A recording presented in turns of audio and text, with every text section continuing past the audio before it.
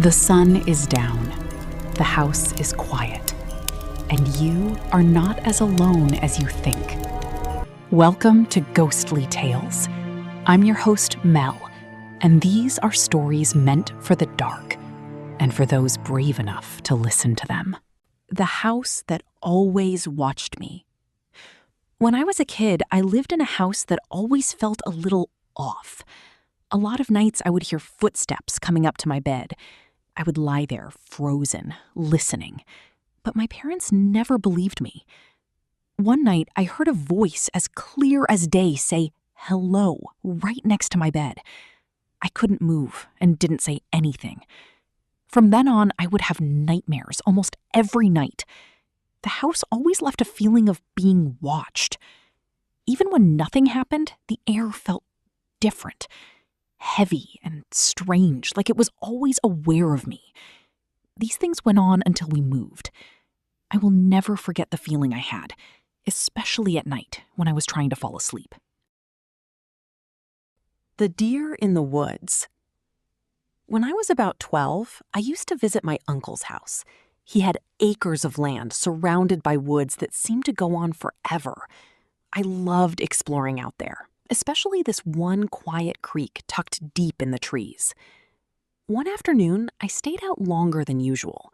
The sun was sinking, and when I realized how dark it was getting, I decided to head back fast. The woods felt different as the light faded, quieter and heavier somehow. As I walked, I kept hearing something behind me. At first, I thought it was just the echo of my own footsteps, but the sound didn't match. It was slower and more deliberate. I stopped to listen, and when I turned toward the noise, I saw a deer standing between the trees. It was staring straight at me. Its eyes were dark, almost too dark, and it didn't move at all. I had seen deer out there plenty of times, but something about this one made my stomach twist. I turned and picked up my pace, trying to shake the uneasy feeling. A few minutes later, I glanced back again and froze. The deer was closer, but it didn't look the same. Its skin looked loose, like it didn't quite fit right, and its body seemed to bend in places it shouldn't. It wasn't standing right anymore. I didn't wait to see what it would do. I ran the rest of the way back to the house, heart pounding so hard I could barely breathe. I never told anyone, but I stopped going to that creek after that. Sometimes I still think about those woods and how quiet they were that evening, right before I realized the thing watching me wasn't just a deer. Through the radio. When I was a kid, my sister and I were arguing over the radio station when suddenly a voice screamed my name through the speakers. We both froze.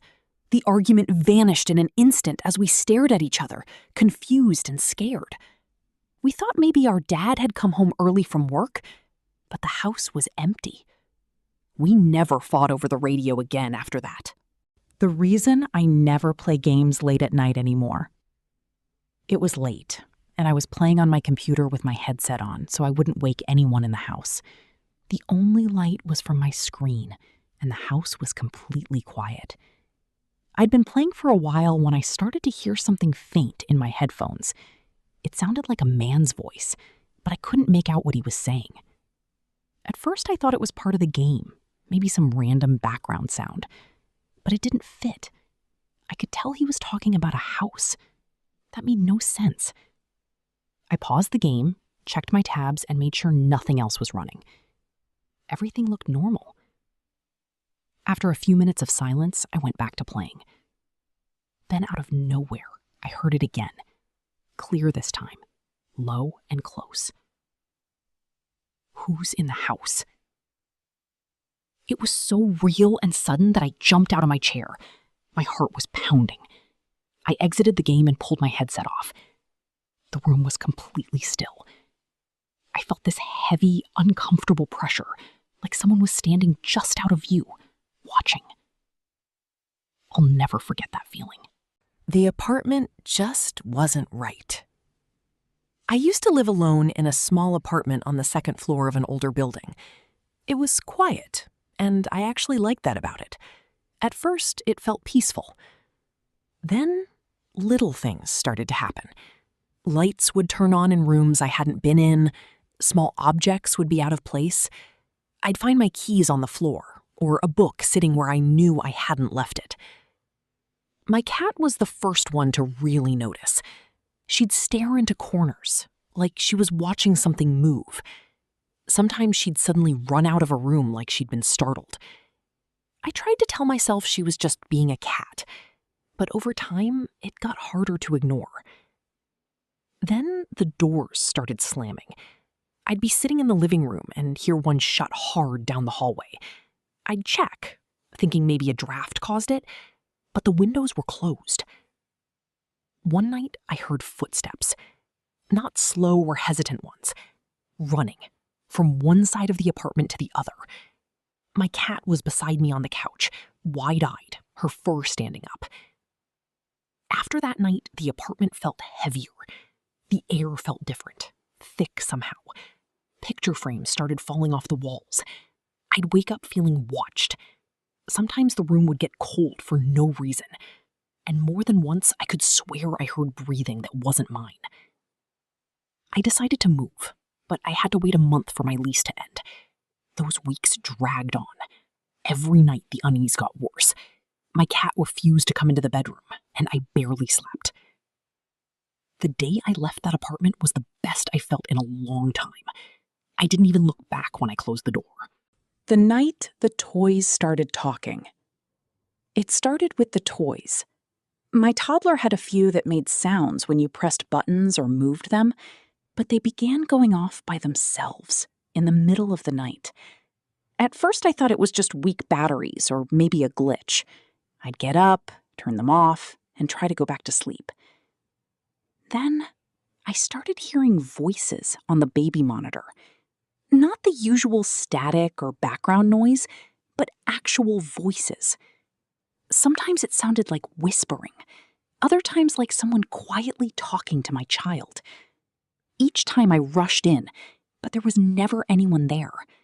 My toddler would just be sitting up in bed, wide awake and staring toward the corner of the room. After that, bedtime became difficult. My toddler didn't want to sleep in their room anymore. Every night they cried and begged me to stay. I started sitting in the chair by the bed until they fell asleep, just to help them feel safe. One night, I must have fallen asleep too. When I woke up, the room was cold and silent. My eyes adjusted, and that's when I saw it. A dark figure was standing right beside the bed. It wasn't moving, just watching. My first thought was that someone had broken in, but as soon as I startled and sat up, it was gone. I didn't wait to see if it would come back. I picked up my toddler and took them straight to my room. From that night on, they slept with me until we moved out. I don't know what it was in that apartment, but I still get chills when I think about it. Sometimes, even now, I'll hear one of those same toys beep faintly in storage, and it takes me right back to that feeling. The doll. When I was about 10, I had a sleepover at my friend's house. We were watching movies in her room, surrounded by toys, stuffed animals, and a few old dolls her grandma had given her. One of them sat in the corner, on top of a small chest by the window. It had glass eyes that caught the light in a strange way, and I remember thinking it looked too real. During a quiet scene in the movie, I noticed something that made my stomach drop. It looked like the doll's eyes had shifted, just slightly, like it was looking right at us. I told my friend, but she laughed and said I was just seeing things. We both turned to look again, and it was facing straight ahead, like normal. We tried to forget about it and kept watching. A little later, we heard something fall. The doll was lying on its side in the middle of the room.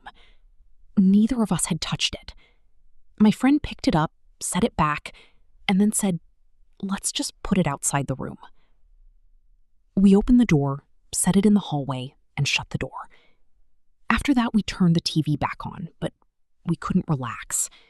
The room felt cold and heavy. We kept talking over the movie, pretending everything was fine. Then we heard it. A voice outside the door. It was soft, low, and sounded like a woman whispering. At first we thought it might be her mom, but when we called out, she didn't answer. The voice came again, closer this time, saying something we couldn't make out. We yelled for her mom, and she came running down the hall. When she opened the door, the hallway was empty, except for the doll sitting right against the doorframe, like it had been placed there. Her mom didn't say much, just picked it up and took it away. We didn't hear anything else that night, but neither of us slept much. Even with the lights on, it felt like something was still standing just outside the room. The door in my room. When I was little, we lived in an old house that had a tiny door built into the wall of my bedroom. It was low to the ground, just big enough for me to crawl through. My mom said it was just a storage space, but I thought of it as my secret fort. I would bring my dolls and a flashlight inside, pretending I was camping or exploring a hidden world. It felt magical at first. The space smelled like dust and old wood, and I loved how quiet it was inside. My mom always said the creaks and groans I heard were just old house sounds or the wind moving through the walls. I believed her. One afternoon while I was playing inside, the little door suddenly swung shut behind me. I thought it was just the air moving through the house, but when I tried to push it open, it would not budge. I started to panic and called for my mom until she came running and opened it. I remember crying and holding on to her, shaking all over.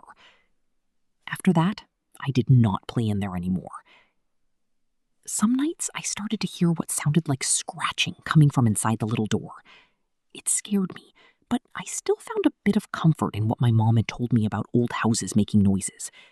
It was not every night, only every now and then. Then, one night, I heard something else.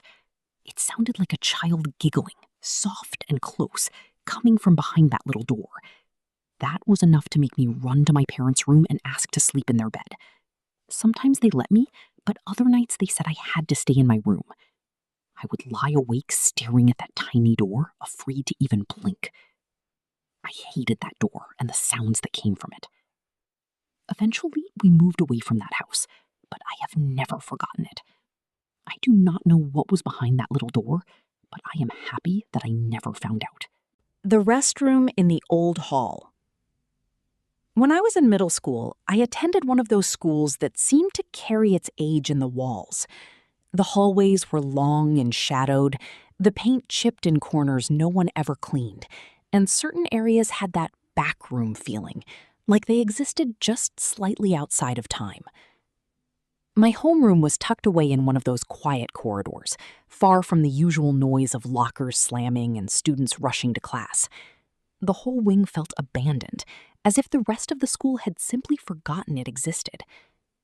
The restroom there always gave me chills. It was small, dimly lit, and too quiet, with no echoes of laughter or chatter, only a still, heavy silence. I avoided it whenever I could, but one day I could not. Reluctantly, I raised my hand and asked to go. My footsteps echoed as I walked down the hall, the sound swallowed by the emptiness. When I pushed open the door, the air inside was colder than it should have been. I tried to shake it off, reminding myself that it was just an old building. Old buildings creak and carry strange drafts all the time. I went into a stall, determined to make it quick. That was when I heard it. A low sound, a moan. At first I thought it was just the pipes groaning through the walls, but then it grew louder, closer. I froze. Footsteps, slow, deliberate, moving across the tiled floor toward my stall. My breath caught. I looked under the door, expecting to see a pair of shoes. Nothing. The footsteps stopped right in front of me. The air seemed to drop in temperature, and my stomach twisted with nausea and panic. Then, the stall door began to shake. I squeezed my eyes shut, covering my ears, trying to will it away, trying not to scream. For what felt like minutes, I sat trembling, heart pounding so hard it hurt. And then, everything went still again. When I finally opened my eyes, the restroom was empty. The air was heavy and cold, but silent once more. I ran back to my classroom as fast as I could. When I walked in, my teacher looked up right away and asked if I was all right. I just nodded, too shaken to speak. I never used that restroom again. I never told anyone either. But even now, years later, I can still hear that moan echoing in my memory. Sometimes I wonder what it was, the spirit of another child left behind, or something far worse, waiting in that forgotten corner of the school.